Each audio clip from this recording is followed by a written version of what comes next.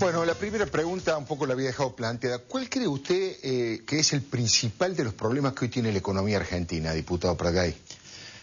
Yo creo que son dos. El primero es la inflación y el segundo es la negación del gobierno respecto a la inflación. Yo agarré la última parte de Agustín Rossi, pero en todo el discurso de Rossi y del oficialismo es un discurso en el que no existe la inflación. Para ellos el tipo de cambio es competitivo porque subió de 3 a 3.10 a 3.20 a 3.5. Alfredo, en los últimos 7 años, que fue la última vez que había inflación de un dígito, en el 2004 fue la última vez. Claro. Desde el 2004 en adelante, la inflación acumulada está cerca del 180-190%. El tipo de cambio subió 30%. Claro. Entonces, claro, si yo creo que no hay inflación, el tipo de cambio es competitivo. Ahora, si acepto la realidad de que la inflación es del 25% anual, entonces tengo atraso cambiario, tengo atraso tarifario, tengo pobreza que este gobierno tampoco quiere aceptar. Porque ahora estamos viendo, casi diría yo, la periferia de los problemas. Pero la cuestión del fondo es la cuestión social, ¿no? Alfredo, para que se entienda esto, en los últimos 4 años no aumentó el salario real en Argentina. Sí, en la fantasía del INDEC y del kirchnerismo. Para ellos, el salario real aumenta un 15% por año y no hay nadie más solidario en Argentina y en el mundo que los empresarios, que son tan estúpidos que dan un aumento de salario del 28% cuando los precios aumentan un 9%, ¿no? Esto solamente en la fantasía kirchnerista. Cuando vamos a la realidad y vemos la inflación según la miden las provincias, prácticamente no aumentó el salario real. Voy a dar más datos. En los últimos 4 años, el mandato de Cristina subió 4% el salario real. Y el empleo subió otro 4%. Vale decir, la masa total de salarios reales subió un 8%. La economía más de un 30%. Entonces, esto no es un modelo progresista. Esto no es un modelo que distribuya el ingreso. Esto es un modelo que se ha sentado sobre algunas variables, que ha hecho demagogia económica para ganar esta última elección, pero que ahora, después de ganar la elección, tiene que empezar a corregir esa demagogia porque ya se queda sin cajas. Pierde reservas, entonces el tipo de cambio es un problema. Hay déficit fiscal, entonces ya no se puede gastar 70.000, 80.000 millones de pesos en subsidiar a los que más pueden pagar. Y bueno, y este es el problema de fondo, pero yo, retomando lo que dijo Agustín Rossi y lo que escucho en el discurso oficial, creo que son dos los problemas, la inflación y la negación del fenómeno, ¿no? Porque eso es lo que nos lleva a los errores que estamos viendo en estos días. Supongamos, diputado, que la presidenta Cristina Fernández de Kirchner está viendo el programa y comprende esto que usted está diciendo y más o menos supone que es correcto y que es cierto y lo convoca. Más allá de si usted iría o no, no es esa la pregunta. ¿Usted qué le recomendaría? Digamos, ¿de qué manera se puede reconocer de golpe la inflación? ¿Qué hacer con todo lo que se acumuló en este tiempo? Técnicamente, ¿cómo se puede salir de esto de la forma menos cruenta? Mira, Alfredo, para no ir a una experiencia hipotética, vamos a la experiencia que nos tocó a nosotros cuando estuvimos en el Banco Central en aquella época, ¿no? 2002, fin del 2002, nosotros asumimos la conducción del Banco Central. En un momento muchísimo más difícil, déjenme decir esto, nosotros teníamos 8.000 millones de dólares de reservas. Claro. 8.000. Y el control que impusimos nosotros fue a la entrada de capitales, no a la salida. O sea, esto es histórico. Argentina con 47.000, bueno, hoy pasamos por debajo de 47.000, pero con 47.000 millones de dólares, que esté controlando compras de 100, 200 dólares... Es ridículo. Es mucho más que ridículo, Alfredo. Pero vuelvo a nuestra experiencia. Nosotros en el 2002 asumimos el año 2002, ustedes recuerdan, no hace falta que demos detalles, la inflación del 2002 fue 40%, las expectativas que tenían todos los analistas, incluido el fondo, en ese momento había un programa con el fondo, para el 2003 era de 35 a 40%.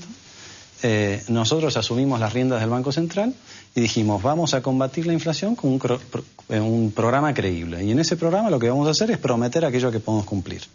Y fuimos estableciendo algunas pautas. Y lo novedoso era que había un funcionario que prometía algo y que cumplía. Y conforme iba cumpliendo esas promesas, la gente empezó a creer. A mitad camino nosotros dijimos, Alfredo, la inflación va a ser del 20%. Todos los titulares en los diarios, bueno, Pratgay fumó algo, no sé qué le ocurrió. Sobre el tercer trimestre del año dijimos va a ser 15, no va a ser 20. ¿Saben ustedes cuánto cerró la inflación del 2003? 3,7%. O sea, esto se puede hacer. Claro. No es una fantasía, se hizo y no hace mucho tiempo. Por supuesto que ahora hay más dificultades, ahora hay atraso cambiario, hay atraso tarifario, hay una cantidad de distorsiones y por lo tanto no se puede bajar la inflación en un año sin un costo en actividad económica. Pero se puede bajar gradualmente en 4 años sin costo en actividad económica y sobre todo con un impacto distributivo, porque lo que el gobierno tiene que terminar de entender es que la inflación es el impuesto más regresivo, es el más injusto y es el que está evitando que Argentina perfore la línea de pobreza del 23-24%. Es inadmisible que con este crecimiento todavía haya en Argentina una de cada 4 personas que no llegan a fin de mes dignamente, ¿no? Le quería preguntar, dentro del escaso del tiempo, 2 en 1, Pat Guy. Se habla mucho desde el periodismo o desde la oposición de la torpeza del gobierno. Yo le preguntaba hoy a Rossi por el subsidio a los casinos y a los bingos y no me respondió, me habló de generalidades. La pregunta es político-económica. ¿Es un tema técnico? ¿Usted considera, Alfonso, esto es una cuestión de que no conocen técnicas económicas? ¿Cómo es posible que esté pasando esto de que haya colas en los bancos para comprar dólares de pronto? O sea, ¿fallaron en la técnica o no había otra manera de hacerlo? No, yo creo que los problemas de gestión los van enfrentando secuencialmente. No hay nadie que esté mirando la película con cierta perspectiva. En su momento, Kirchner, Néstor, tenía una perspectiva así, digamos, cuando hacía falta una perspectiva así. Ahora la perspectiva es así, nadie la tiene, digamos, ¿no? Entonces, aparece un problema de mercado de cambios, bueno, hay que frenar el funcionamiento del mercado de cambios. Para que se entienda lo que han hecho, habitualmente estos son números oficiales del segundo trimestre del Banco Central. En el segundo trimestre de este año hubo 6,5 millones de operaciones cambiarias de entidades financieras con clientes. ¿En todo el periodo? En todo el periodo. Esos son 100.000, 105.000 operaciones por día, ¿sí? En estos días hay 20.000 operaciones. O sea, esto equivale al 80% de un feriado cambiario, para que se entienda, ¿no? Y no es cierto que los que compran son solamente los más grandes. Es más, si fuera cierto, la pregunta que hay que hacerle a Mercedes Marcó del Pont es si efectivamente los que mueven el mercado cambiario son los que compran de 1 millón o más, entonces ¿por qué no se puso un tope ahí? ¿O por qué no se exigió mayor control de la AFIP a partir de cierto monto, ¿no? En esos números del segundo trimestre que yo les cuento, la operación promedio es de $10.000. Pero esto es promedio, en 6,5 millones de operaciones. Sí. Hay algunas que son muy grandes, la gran mayoría son pequeñas. Entonces, ¿por qué perseguir al pequeño? ¿Y por qué? Porque el pequeño es el que está comprando, obviamente. Obviamente. ¿Y por qué está comprando el pequeño? Porque sabe, como todos ustedes, que cada vez que hubo atraso cambiario en la Argentina, no se resolvió bien.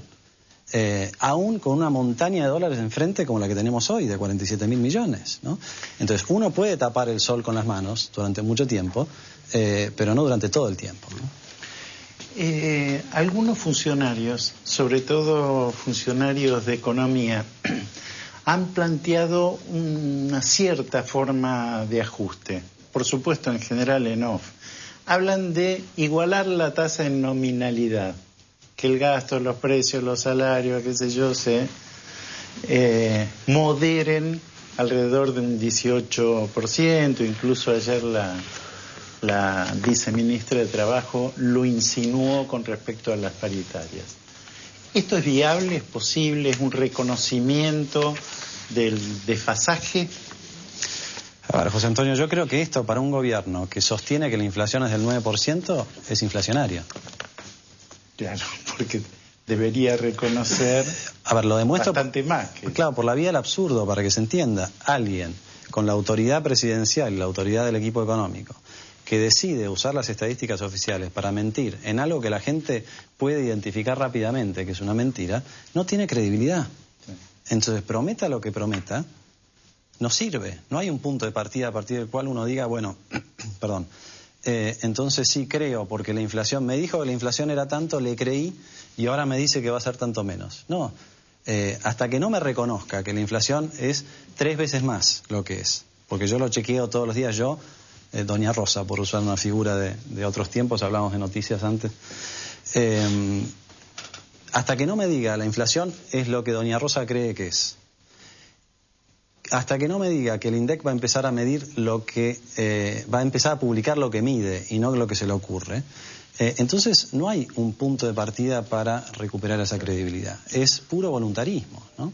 es puro voluntarismo y tampoco queda claro por qué un banco central, por ejemplo, que hasta ahora venía emitiendo a un ritmo de 40%, se le va a ocurrir emitir al 20%. ¿Qué es ritmo de 40% para los que no somos técnicos? Crece. Claro, la cantidad de moneda en circulación crece a un ritmo del 40% anual. Por año. Claro. Diputado, Entonces, me queda muy poquito sí. tiempo, pero ¿cuál es la gravedad del tema de el menor crecimiento de Brasil y la acumulación de stock de los autos, de los automotores, por ejemplo? Yo creo que Brasil es la polea de transmisión entre, digamos, lo que ocurre afuera y la demanda interna, ¿no? Brasil es una economía mucho más integrada al mundo. No voy a hacer comentarios respecto de las apreciaciones que hace Rossi del G20 porque no tenemos tiempo. Me invitarán otro día para que lo hagamos. Pero en todo caso hay bolsillos de la economía argentina que están muy ligados a la economía brasilera. Uno de ellos es el sector automotriz. Entonces, si Brasil afloja un poco, Argentina en esos bolsillos empieza a sufrir. Ahora, Brasil hace cosas que Argentina no puede hacer. Cuando Brasil ve que se desacelera su propia demanda, por ejemplo, baja la tasa de interés. Nosotros acá hemos duplicado la tasa de interés. Por ejemplo, deja que se vaya el tipo de cambio. Nadie se rasga las vestiduras en Brasil si el tipo de cambio va de 1,50 a 1,90. Claro. ¿Y por qué no se las rasga las vestiduras? Porque la inflación es del 6% y saben que, bueno, el tipo de cambio puede afectar, pero no tanto. Acá en Argentina, con una inflación de 25%, echarle una devaluación es un problema, ¿no? Y lo mismo por el lado fiscal. Yo me río del discurso que hace el oficialismo de criticar a Grecia, criticar a Italia con el ajuste. Yo les pido que miren con un poco más de detenimiento lo que vamos a discutir mañana en el Congreso, que es el presupuesto que presentó el Poder Ejecutivo. El Poder Ejecutivo propone un ajuste fiscal para el 2012. En medio de la economía desacelerándose, dice quiero ahorrar 16.000 millones de pesos más que este año, ¿no? Esto es una mala medida, es procíclica, es un ajuste fiscal y es inaceptable, como la suba de la tasa de interés y como un atraso cambiario que lo combaten persiguiendo al pequeño ahorrista que compra y no modificando la política de fondo, ¿no? Diputado, muchísimas gracias por haber venido. Gracias a ustedes. Lo espero la semana que viene, el próximo martes, con un programa de similares características.